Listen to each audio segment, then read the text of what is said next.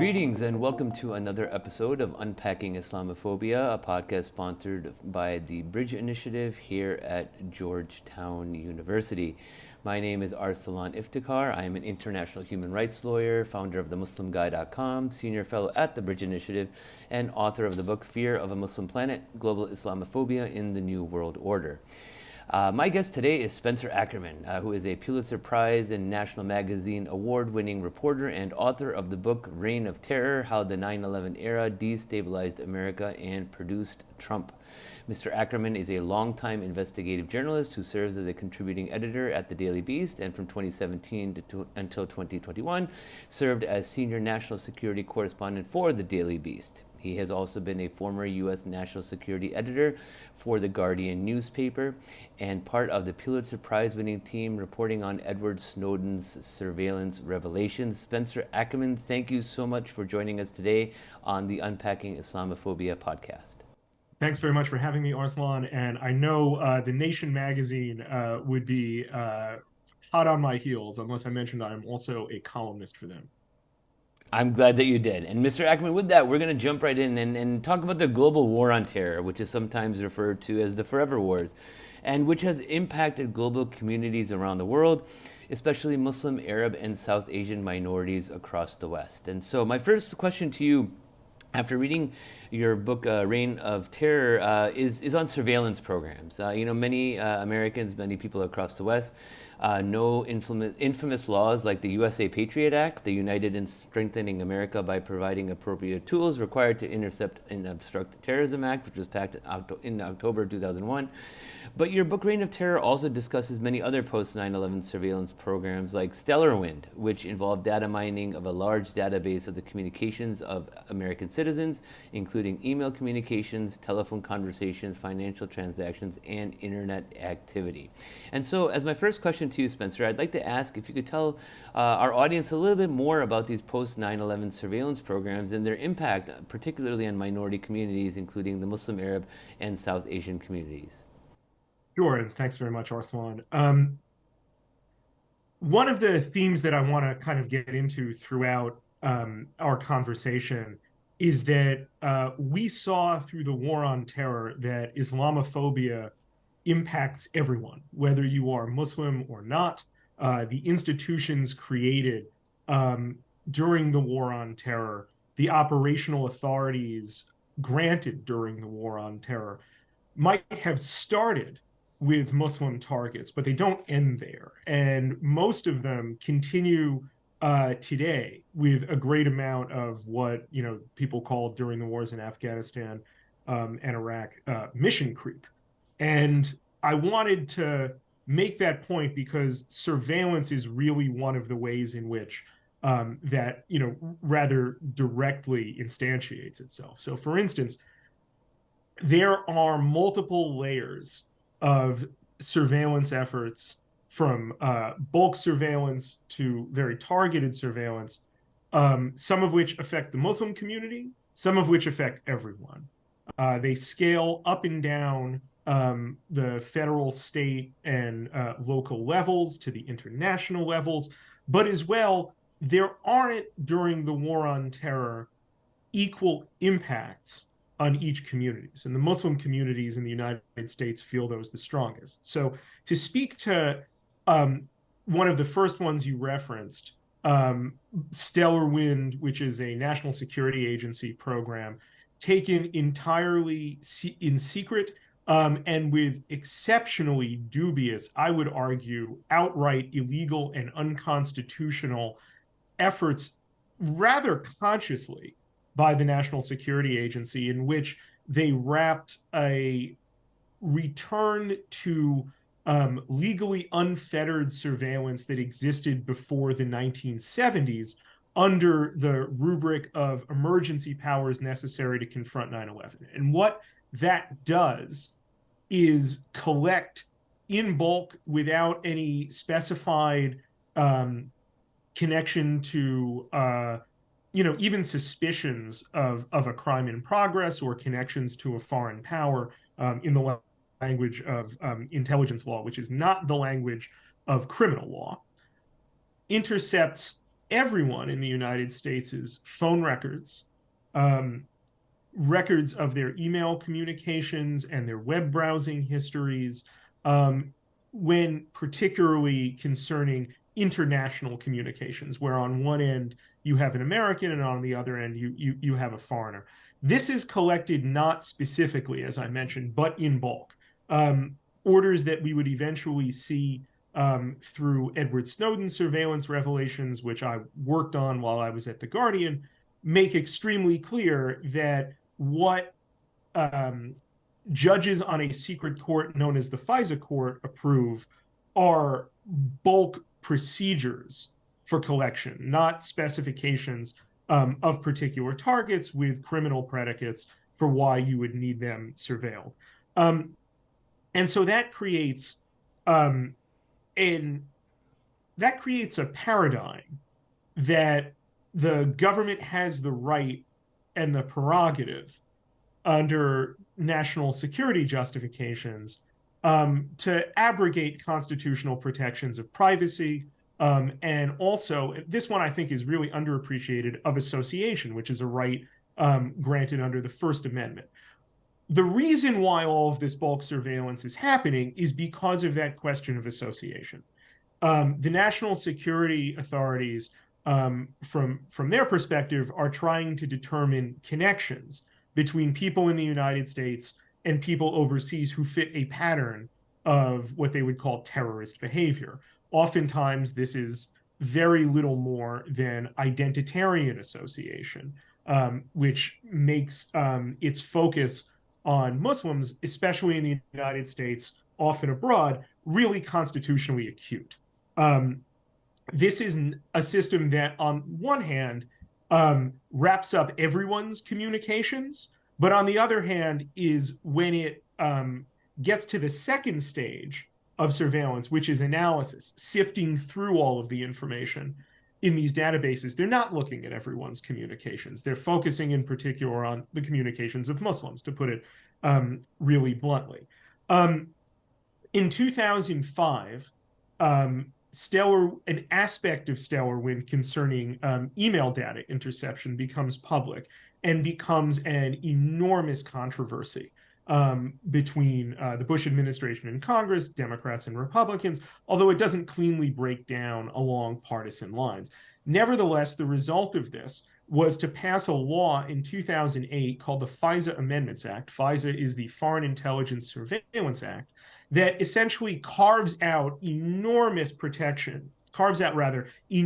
space from the meager protections that FISA placed on Americans' privacy in order to encapsulate essentially a modified version of Stellar Wind. The most famous of this is called Prism, and Edward Snowden's surveillance revelations taught us a lot about that program. That was a kind of turn in the surveillance ratchet.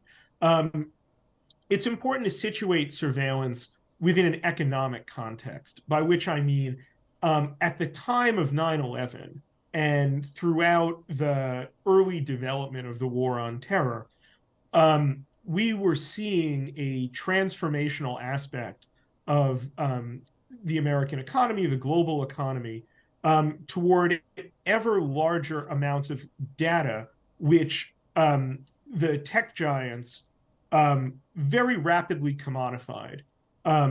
Google, Yahoo, Amazon, I'm thinking, primarily as first movers of what the Harvard Emerita economics professor Shoshana Zuboff will later call surveillance capitalism.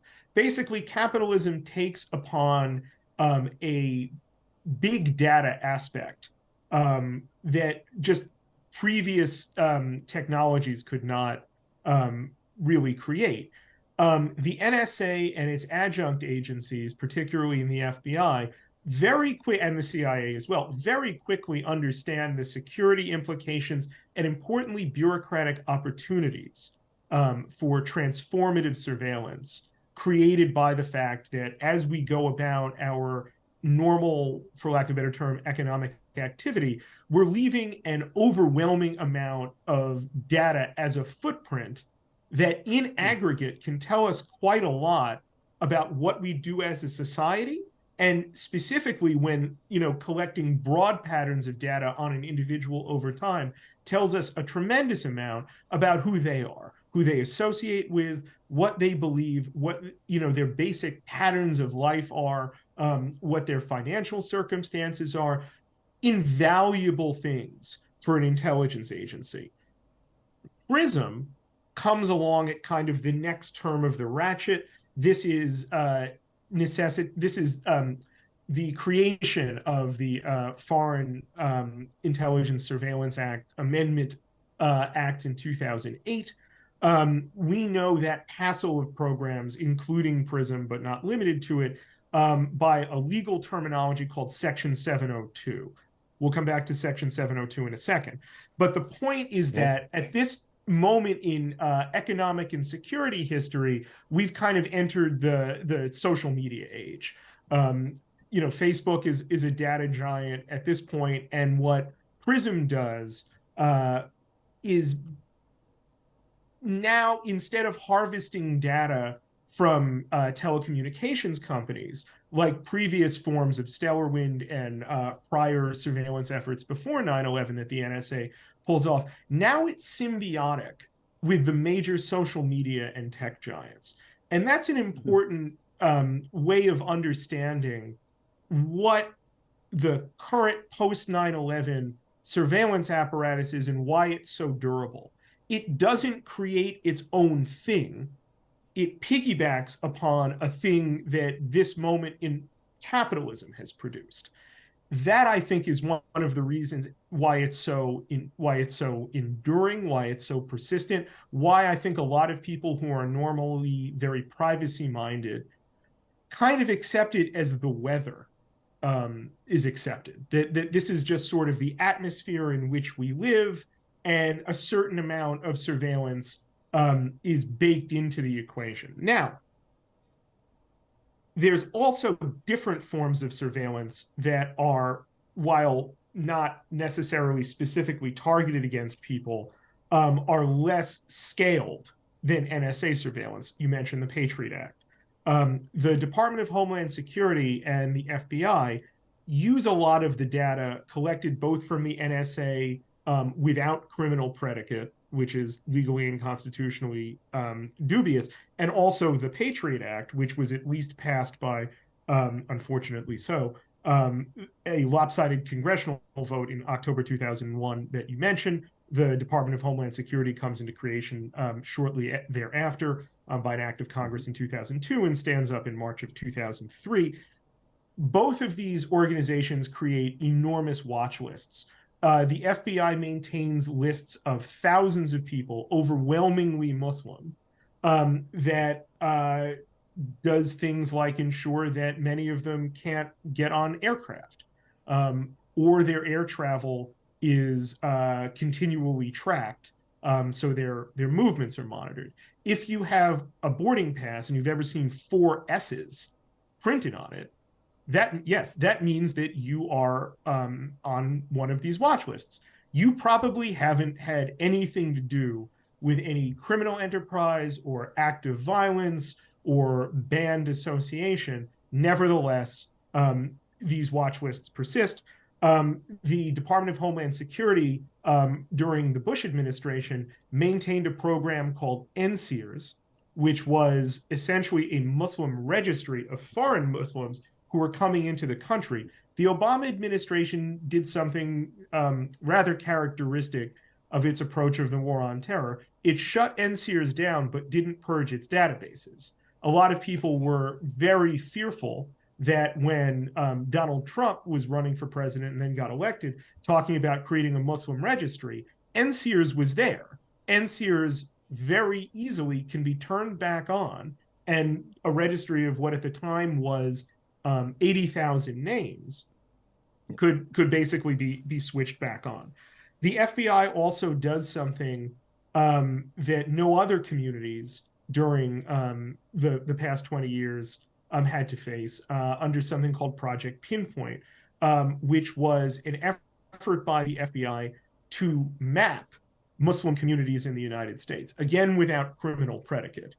What it does under Project Pinpoint is it creates neighborhood maps. It's looking at where Muslim community spaces are, Muslim-owned businesses are, what they look like in these communities. It's essentially a non-criminal study of how the American Muslim community lives. And in 2011, I began reporting a series for Wired magazine, where I worked at the time, on how the FBI was teaching its low-level counterterrorism special agents that the enemy the United States faced wasn't Al-Qaeda, but it was average Muslims. And so you really see how the kind of ugly subtext and civilizational subtext of the war on terror, when transferred to law enforcement and intelligence agencies and institutionalized, a lot of that ugly subtext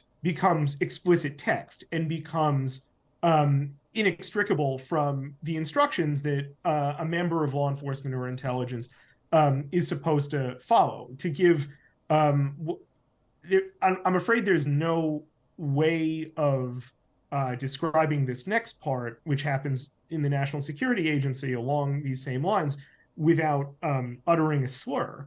But and I apologize to you and to your listeners and your viewers, but the NSA, as it became accustomed to both indiscriminate surveillance and specific Muslim surveillance, including of major civil rights activists and protesters and professors and so on, they started to use, when they would give instructional materials to one another, placeholders that would say things like, "You're spying on, Muhammad Raghead at yahoo.com." So we would see Islamophobia, both structural and vulgar, inside not just broader media discourses, broader political discourses, but inside the security agencies that are doing the thing itself. Police organizations, police departments around the country become recipients, particularly as war markets start to close when troop withdrawals happen, of enormous amounts of surveillance technology that was previously national, what the military would call national assets, things that the military would use in war zones. Those become available cheaply to police departments around the country and to border security agencies under the rubric of the Department of Homeland Security. So wartime tools become normalized surveillance tools. And their focus shifts, because police who acquire this don't have to exclusively use it for counterterrorism purposes. And anyone who actually looks at the data will very quickly see there isn't a whole lot of counterterrorism utility that, that there isn't a whole lot of counterterrorism operations that police in suburban New Hampshire will ultimately engage in, but they can get armored vehicles nevertheless. In New York City, where I live, where I'm a native, the NYPD becomes a counterterrorism agency. The NYPD has both former and even current officials from the CIA seconded. It develops ties, it probably had previously, but certainly accelerates ties with counterterrorism forces in Israel that teach it the oppressive techniques that Israel uses against Palestinians for application against American Muslim communities in the city. Early after 9/11, a community very close to where I live, in a neighborhood called Little Pakistan in Brooklyn, experiences what can really only be called widespread police repression. It may be a little bit too hot to use this language, but I think we can really call it state terror. An enormous community, I should say, an enormously Desi community that lives in that neighborhood starts getting cards slipped under the doors of its homes and its businesses that come from the FBI, the NYPD, the precursor to ICE, which was then within the Justice Department, called INS, Immigration and Naturalization Services, that would just say, we need to talk. They were hunting potential connections between the immigrant Pakistani community in Brooklyn and 9/11. Not a single member of the 9/11 hijackers were Pakistani. Overwhelmingly, the community of Little Pakistan was one that, as New Yorkers, experienced the trauma of 9/11. And now, extremely soon afterward, were placed under persistent surveillance by police and immigration services, leading very often to roundups and arrests, very often to difficulties at airports and borders.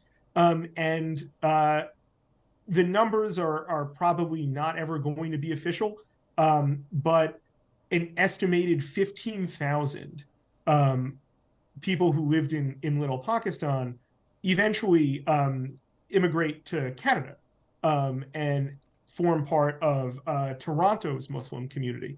So these are people who are fleeing oppression, not from, as the American imagination often likes to posit, faraway lands and tyrannies, but from the United States of America. That is a kind of overview of what happens. I would also make one final point.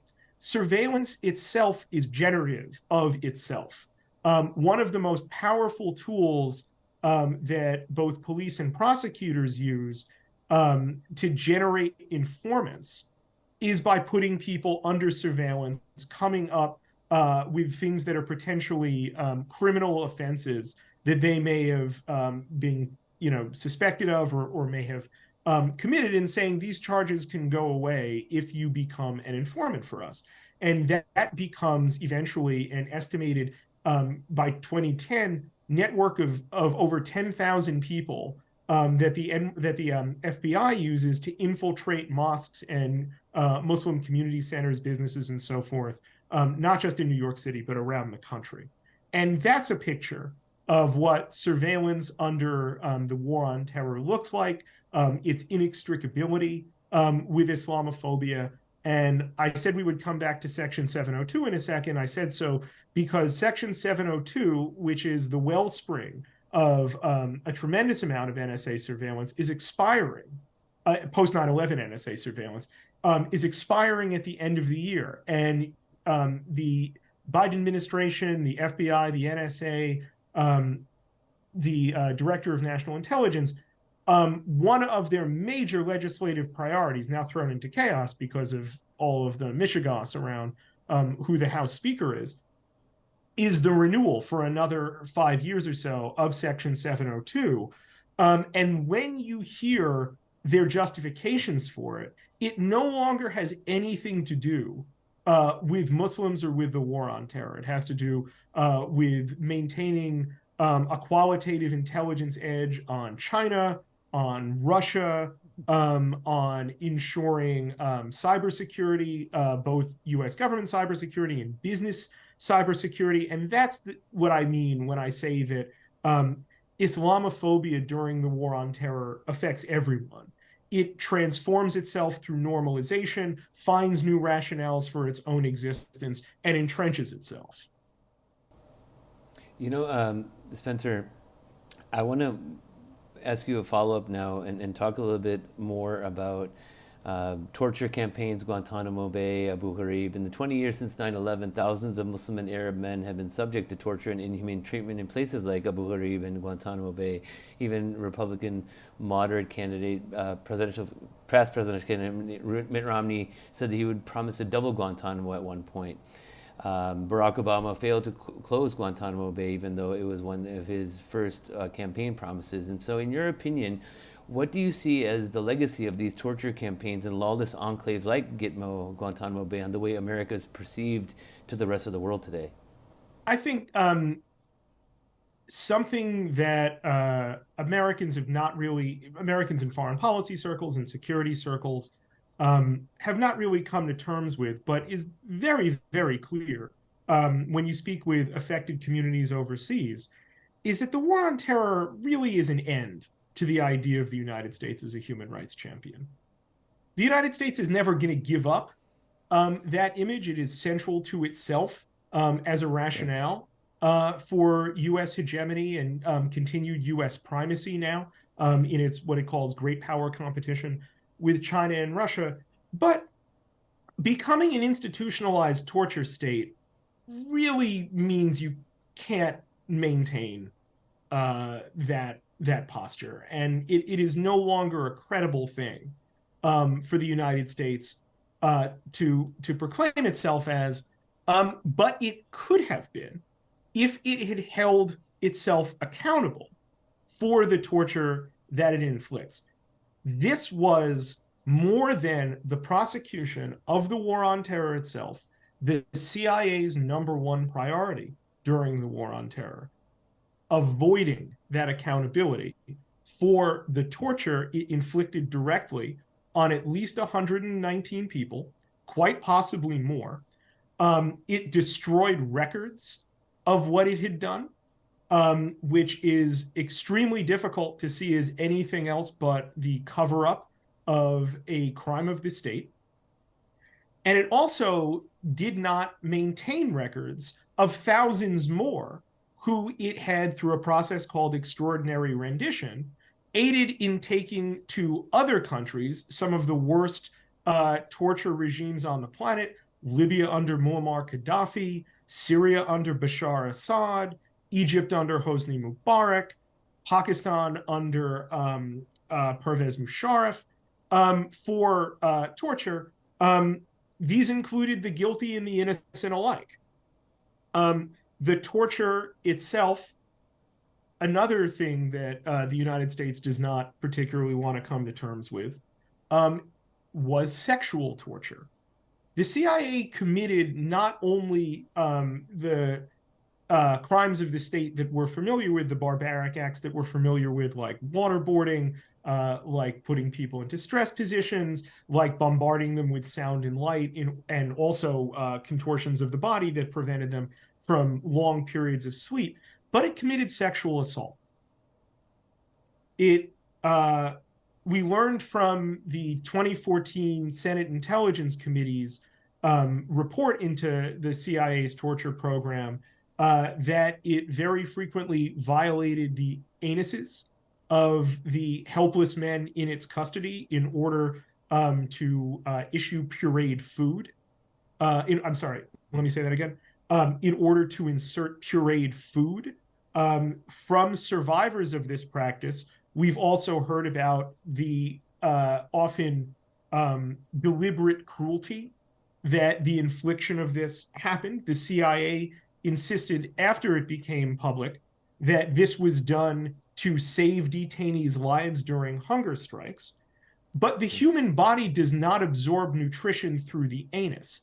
And it was only this year when a military judge at Guantanamo, who was adjudicating an aspect of a case involving someone who had gone through this, a man named Abdul Rahim al-Nashri, who's facing a military commission at Guantanamo right now, said simply that this was not a way the human body could receive nutrition, and very wryly, very delicately, but nevertheless effectively, pointed out that the CIA story is a cover-up, that it maintained a kind of surface plausibility if you don't have medical knowledge or aren't willing to just like spend a couple minutes on WebMD or something like that. And it could do that because it faced no greater criminal or even really administrative penalty. 30 people remain at Guantanamo today. If you listen to QAnon and many on the far right, they talk about Guantanamo, and this goes back to my original point about how surveillance against Muslims, Islamophobia, doesn't stay in the kind of, neat pen that those who are constructing this circumstance have it in. Not that that would justify Islamophobia or would justify structurally Islamophobic institutions, but now, the far right talks about this as a place to send its political enemies, Guantanamo Bay, a place not viewed as a violation of American self-conceptions as as an avatar of the rule of law, but celebrated for the fact that it is what the Italian philosopher Giorgio Agamben called the state of exception, that it's a manifestation of a lawless place, institutionalized, maintained through political fear, dressed up, and national security prerogative, dressed up in minimally plausible legalistic language, often defended by a bevy of lawyers, however implausibly. And there's no accountability for any of it. If the United States wishes to be known by what its, standard State Department rhetoric and self-conception would have, which is as a defender of human rights, a champion of human dignity, things that the United States did in earlier, periods of its history, maybe, with the uncomfortable reality that it was always a settler colonial project, a slave state, a Jim Crow apartheid state, and regional and then international empire. The thing that it needs to do is to dismantle this architecture and make accountable the people who instituted this, both the people who committed the torture themselves and the people who ordered that torture created. Instead, one of the most significant figures in the torture program, someone who supervised a black site herself in 2002, Gina Haspel, became the director of the CIA under Donald Trump. So the legacy of torture by the United States is something that after 9/11 we often talk about as like American credibility is this renewable resource. Like the the American image has suffered a great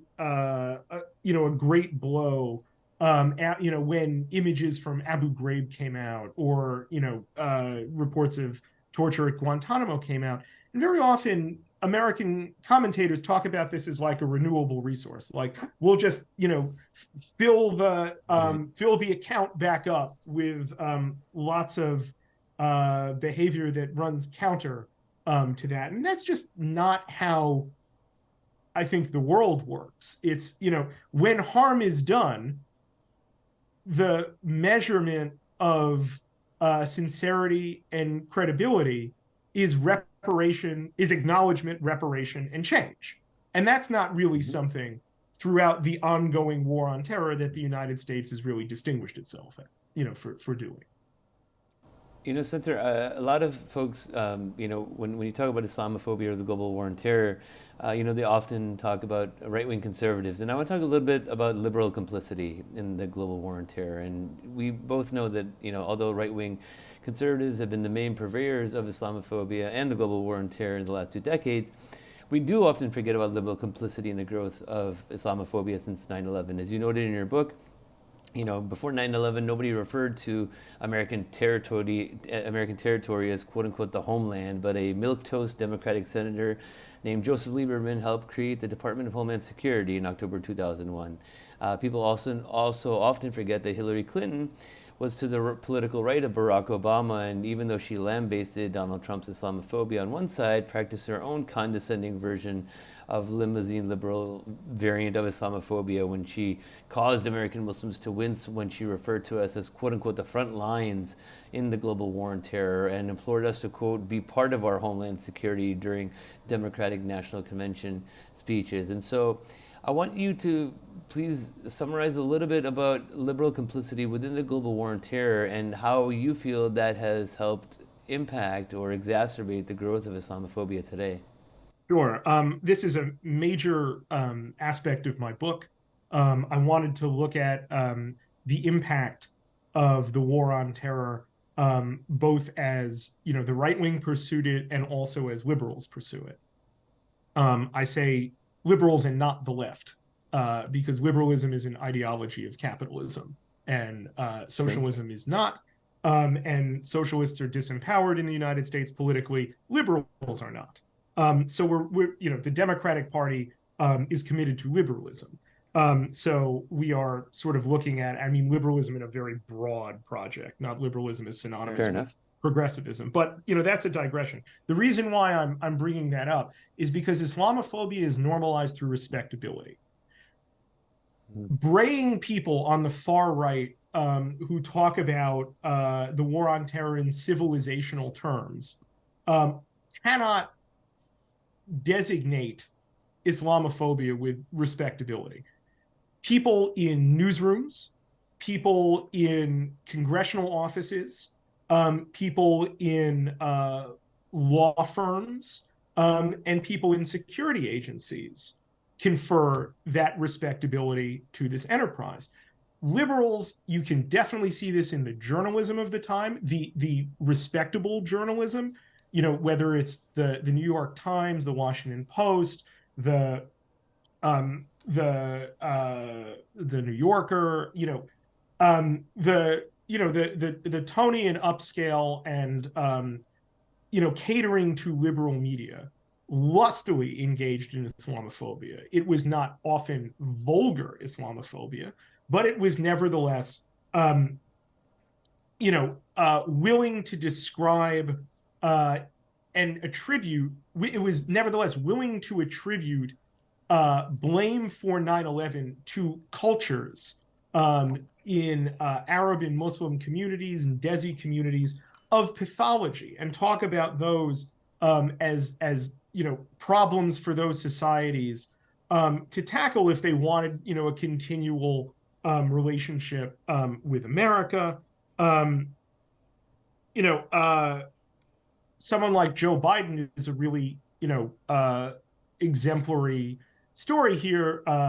Biden is a leading champion of the Patriot Act. He talks about the Patriot Act not incorrectly as drawing on a legacy of an earlier law enforcement and material support expansion bill that passes in 1996 called the Anti-Terrorism and Effective Death Penalty Act. He calls Patriot measured and prudent. He supports the Department of Homeland Security. He votes for the Iraq War. When Iraq goes badly, he not only attempts to kind of blame this on poor management by George W. Bush, but then proposes something that sounds a whole lot to Iraqi ears like the partition of Iraq into three different pieces. So all of a sudden now politicians in Washington, can casually talk about the breakup of a country that has a national identity. In 2005, after losing the 2004 presidential election to George W. Bush, the Democrats start coming out in greater force to, sort of make the politics of the war on terror, which is to say an Islamophobic politics, work for them. A foreign, I believe, London-based company that manages lots of ports worldwide starts to sell to a UAE-based company called Dubai Ports World. The Democratic Party demands that Bush block this from happening inside the United States. They treat the UAE, which is this autocratic and oligarchic playpen, as essentially a terror state simply because it's a Muslim state. They start talking about the danger posed to U.S. national security coming in at ports, which means at this point in the debate, the prospect of radiological weapons. There had been a movie based on, I believe, a Tom Clancy novel called The Sum of All Fears about Baltimore Harbor detonating. And now they're talking about this as a danger because the foreign contractor for managing these ports is in Dubai.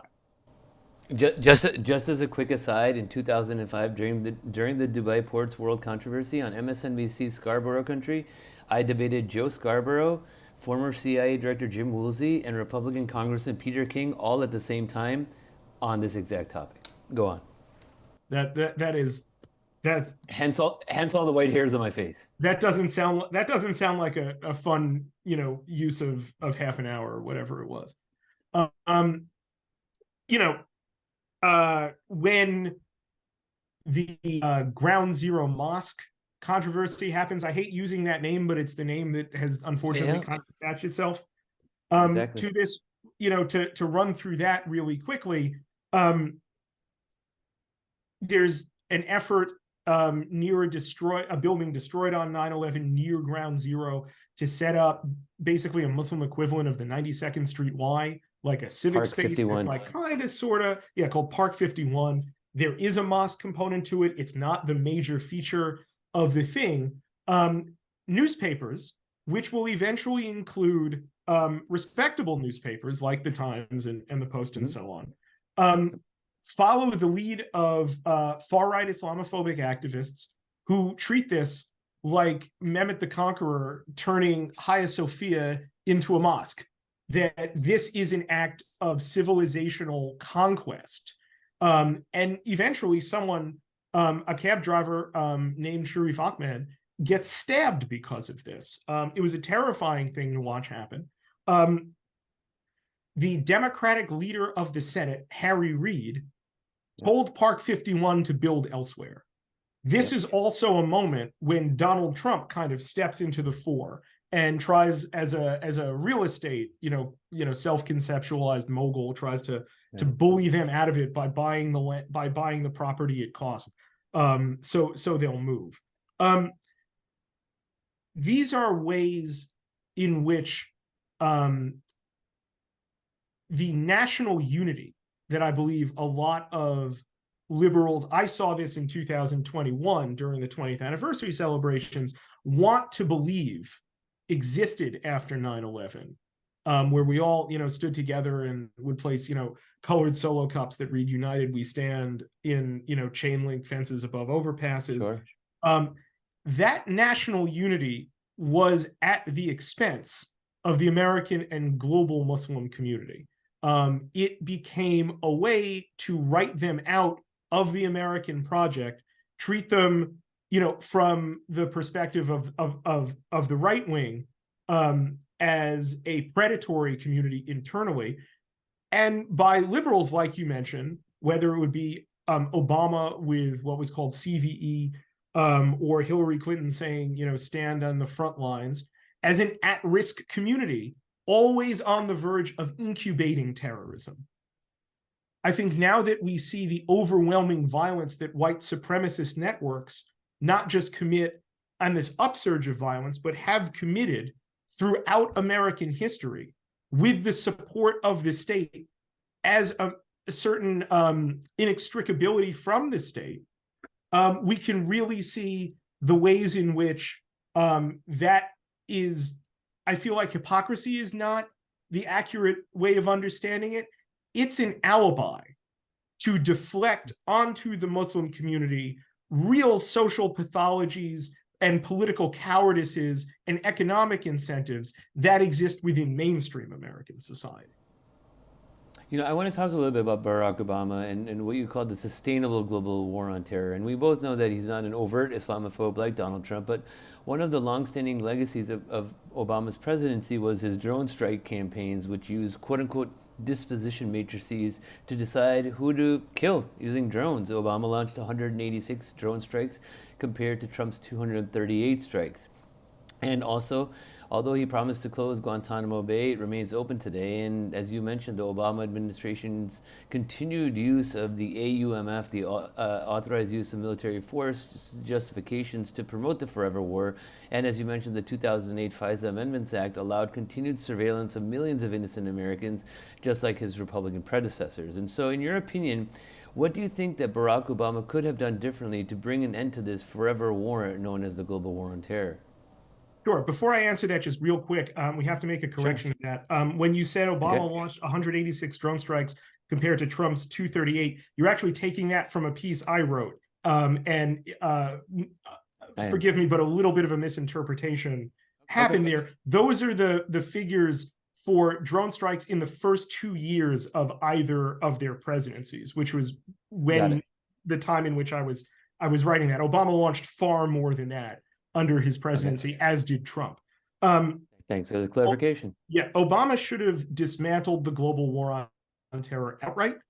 He should have made this a central political fight of his presidency. He knew that acquiescing to aspects of this, like, for instance, escalating in Afghanistan, would be wrong and futile, but he decided it was potentially disastrous to challenge these currents in American politics during his presidency, and I think had just really tragic and awful consequences for that mistaken judgment. Never in the history of the war on terror, because it was so deliberately amorphous and picking enemies as they newly generated, often generated because of prior actions the US committed in the war on terror, there was never a stable point at which you could plausibly say, and this would inevitably be a political argument that you would have to make, but there was never a point at which you could say this event happened and now it's over. We are willing to consider this won, or at least, ended, except for the 2011 killing of Osama bin Laden.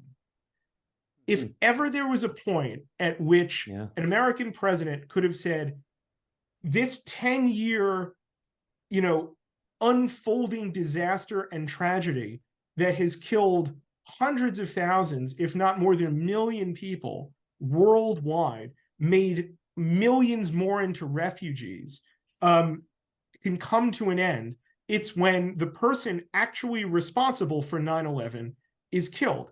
Instead, Obama says the opposite, that terrorism remains the premier challenge to American national security, that neither al-Qaeda nor its broader affiliated networks are defeated by this, and that the war has to continue. When the war continues, that means its institutions maintain themselves and find broader targets. Its authorities, which impinge on central legal and constitutional freedoms, are permitted to remain in place. And also accountability for prior crimes of the state cannot occur. For instance, Obama wishes, and this, I call this in my book, as you mentioned, the sustainable war on terror, to prosecute a less violent, I should say a less horrifically violent and certainly less conspicuous, it's still very violent, war on terror through less conspicuous technologies compared to ground invasions, like drone strikes. Mm-hmm. These are CIA drone strikes. It's the CIA conducting this. You cannot have people involved in the torture program face legal or political or bureaucratic accountability when you are relying on them for a central pillar of your national security posture, to the point where the final person to preside over the CIA's black sites, become a guy named Michael Andrea, becomes the person who presides over Obama's drone strikes. He will eventually go on, he will eventually matriculate to running operations against Iran for Donald Trump.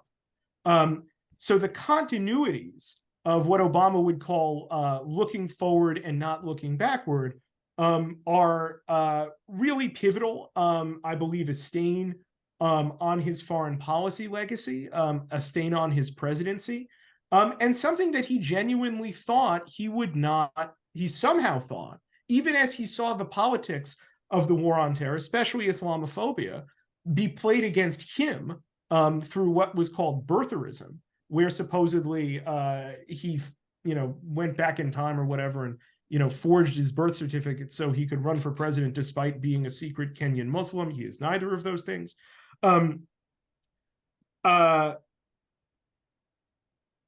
Nevertheless, he embraces the mechanisms of the war on terror and the justifications of the war on terror to continue these things, and then suddenly Trump is elected.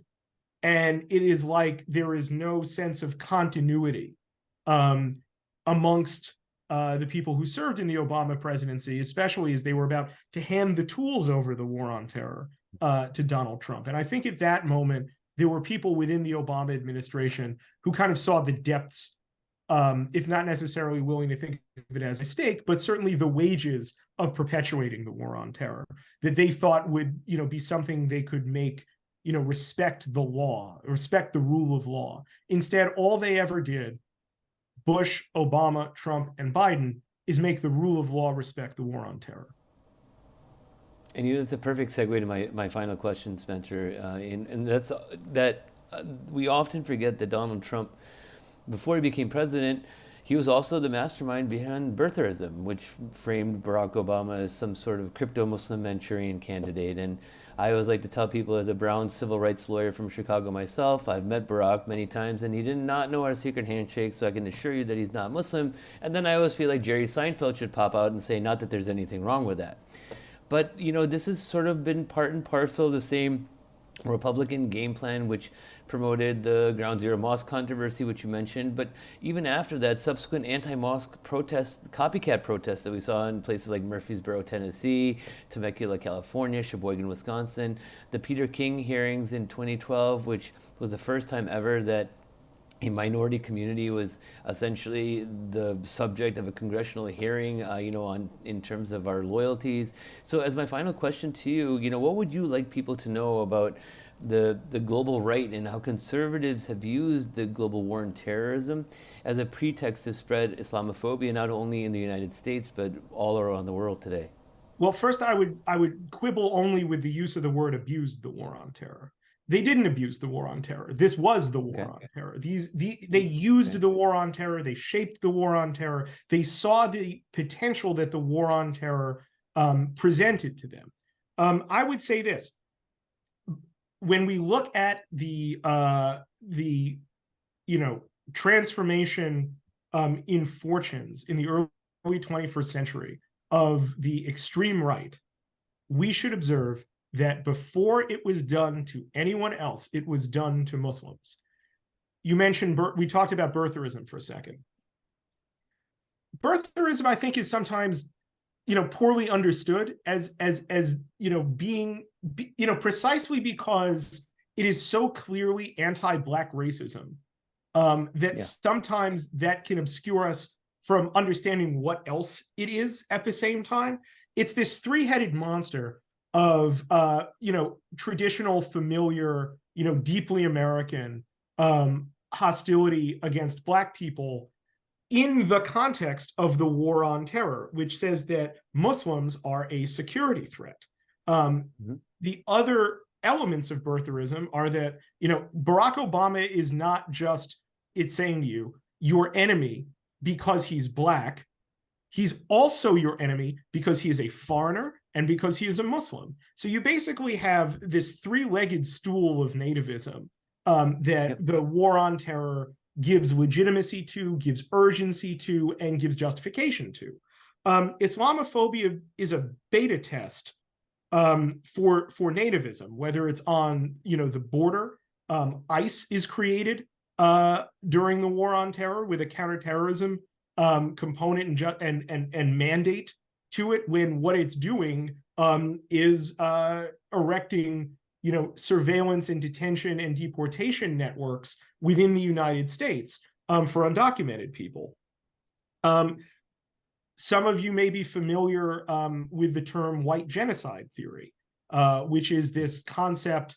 It's not really a concept. We have to understand this in terms of the way fascist movements manufacture for themselves threats that they experience, so that their violence can be portrayed as a response rather than a provocation. But it basically says that, like, a cabal of elites, they're basically, to greater and smaller registers, meaning Jews and the people that we supposedly puppet, are trying to replace white people in the United States, transform the electorate, is how, for instance, Tucker Carlson the great replacement theory. The great replacement theory. Before they chanted "Jews will not replace us" on the streets of Charlottesville, Virginia, they would talk about creeping Sharia and civilizational jihad, by which the far right meant that you can immediately see, the precursor effect, the similarity in rhetoric, the intellectual debt, that white genocide theory owes to this, that Muslims were seeking to replace the Constitution, the subtext being you, white America, your way of life, with Sharia law, the foreign religious mandates that you neither understand nor can benefit from. Right. You mentioned the Peter King hearings.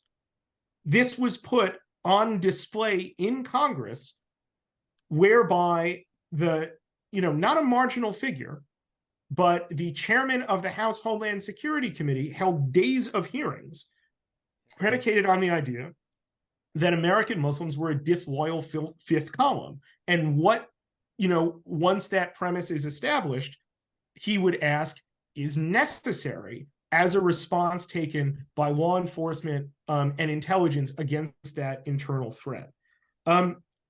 Meanwhile, American Muslims are supposedly performing enormous constitutional damage by their sheer fact of living in the United States. Now, the irony here is almost too tragic to gloss over, but it's necessary. All of this is happening as mainstream, quote unquote, mainstream American politics and the American security state is itself doing enormous constitutional damage through the war on terror, through its surveillance, its detention, its torture prerogatives. So I guess I would just say that the global war on terror, particularly as we look at what the right is allowed to be under during the prime years of the war on terror, and how it then matriculates, particularly after the wars themselves in Iraq and Afghanistan become bloody disasters that showcase not the American power they were promised, but the American weakness that's put on display, becomes a mechanism to entrench itself in power and expand its remit. And it's never going to be satisfied with Islamophobia when there are other internal enemies, often ones that are more historic enemies of the far right, which is to say, white supremacist, movements in the United States, that are going to be, putting Black people and migrants, as well as Muslims, as well as, I would say, Jews after the attack on the Tree of Life synagogue in 2018, under greater threat, under potential to seize power and then use state power, and the state power that they would be using, that we saw Donald Trump use against protesters for Black Lives Matter in the summer of 2020, against ever greater swaths of American society that an empowered far right, often with liberal acquiescence, calls an internal enemy. Spencer Ackerman is a Pulitzer Prize and National Magazine award-winning reporter and author of the book Reign of Terror: How the 9/11 Era Destabilized America and Produced Trump. Spencer, thank you so much for joining us today on the Unpacking Islamophobia podcast. Thank you so much, Arsalan. For more information, please visit bridge.georgetown.edu. See you next time.